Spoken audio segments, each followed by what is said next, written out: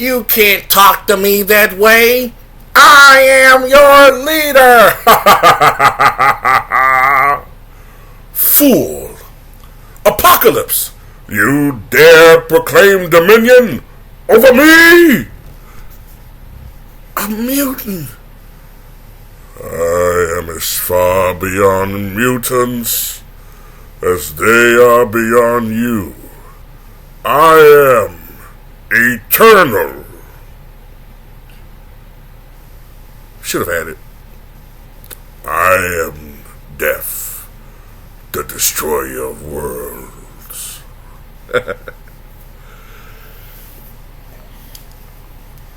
Blue Pock. I start calling Apocalypse Blue Pocket shit. And watch some people start biting off that shit. Start seeing it in comment sections. Blue Pock. But then again, Apocalypse is not trending. This isn't 2015 anymore. That sorry ass damn movie. Why they didn't go CGI with Apocalypse? You can't have one actor. You can't have an actor to physically portray him. It has to be, with his powers, it has to be a CGI type thing. And you need to have someone with a commanding voice, like James Earl Ray. Not James Earl Ray, Jesus. What the fuck did I just say? James Earl Ray. Lord. Wrong avenue, wrong lane. Damn. James Earl Jones. But then again, he's 90-something, so Michael Clark Duncan, he's gone. Maybe me. They can get me. I'll do it for cheap. Just give me $1 million. But anyway, you know who this is. Hey, I can't wait to see this movie right here.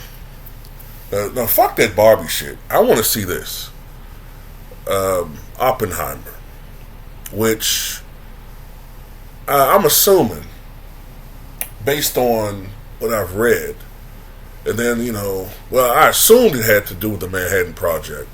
Then when I did a little research, it had to do with the Manhattan Project. And when you have a cast that includes Cillian Murphy, Emily Blunt, Matt Damon, Robert Downey Jr., Josh Hartnett, Casey Affleck, Rami Malek, who of course, or Rami Malek, whatever you pronounce his name, that's the guy that played Freddie Mercury in that movie about Queen a couple of years ago. This has to be a good movie. And I was just talking to somebody earlier. This might be one of those movies. This might be one of those rare movies where the second week outperforms the first week. It might be. Now, I don't want to jump the gun on that. Barbie, of course, made $155 million domestically this past weekend, exceeding expectations. But Oppenheimer exceeded expectations as well. The budget for Oppenheimer was $100 million. It made $80 million domestically this weekend. And worldwide, globally, it's already made 180. Well, when I looked at it earlier today, it said 173 million. Now it's at 180.4 million. So, if this can be one of those movies where a steady audience comes back and watch it time and time again, we might have one of these surprising hits in this movie. And another thing I read about this movie that I like is that it has very little usage of CGI. When CGI is done correctly, it can be a great thing, like in Jurassic Park, the original Jurassic Park. But I think CGI sometimes is overused. I hate when they use it in horror movies. It doesn't really work. Practical effects to me are best when it comes to horror movies. But back to this movie, I'm very intrigued by this because I've always been interested in a movie focusing on the Manhattan Project. And we've had movies that would talk about it in a subplot basis, but actually talking about the Manhattan Project as far as the movie's concerned. And there may have been movies that have done it before, but as far as an A-list movie with A-list actors, I don't know if it's ever been done before. I doubt it. And I see some actors going to play Albert Einstein. But of course, the Manhattan Project was the secret government project in which scientists, but before they were included, they had to be vetted and they had to be made 100% sure that they weren't double agents and that they were committed to the American side or the Allied side, but specifically the American side. Because at that time there was a race for the creation of the atomic bomb. The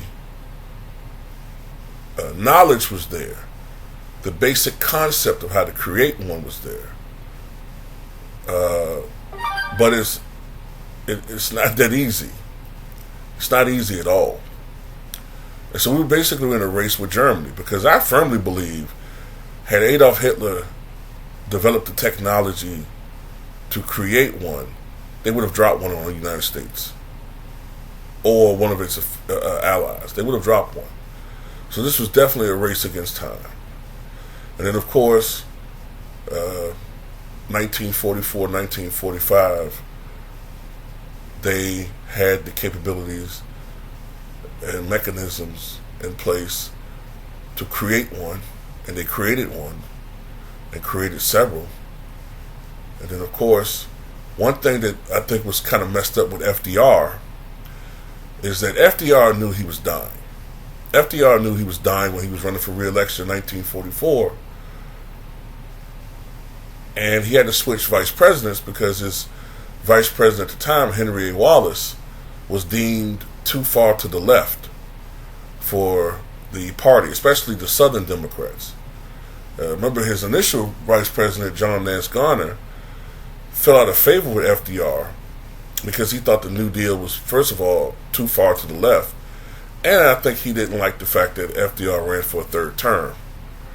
He thought FDR was becoming too much of a dictator, a tyrant, and like I said, he didn't like a lot of New Deal policies to begin with. So John Nance Garner was, I think he dropped as the vice president, and Henry Wallace was nominated as vice president in 1940, but by 1944 he was deemed too far to the left.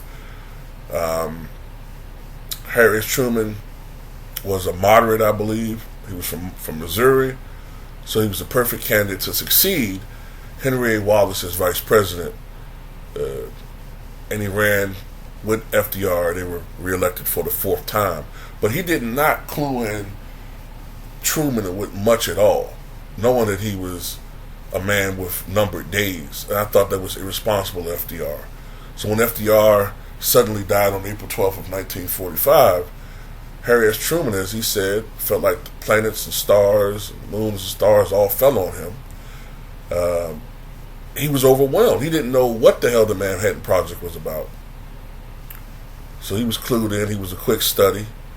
And then, of course, he had to make that awful decision. And I say awful, not criticizing the Truman administration, but you had to choose between vaporizing and the loss of life of hundreds of thousands of people. And the American government had to see that as the greater good, because they felt that, and their studies showed, and their research showed that had there been a land invasion of Japan, it would have made D-Day look like a day in the park. It would have probably led to the deaths of 100,000 to as many as 500,000 men.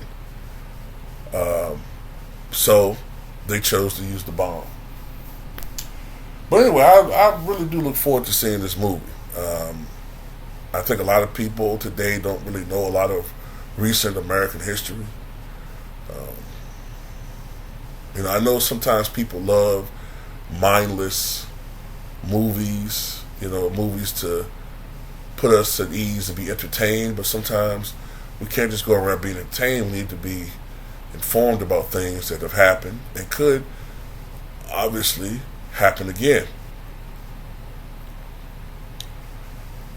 because, if you're ignorant of history, if you don't learn from history, we are doomed to repeat it. So anyway, tell me what you guys think.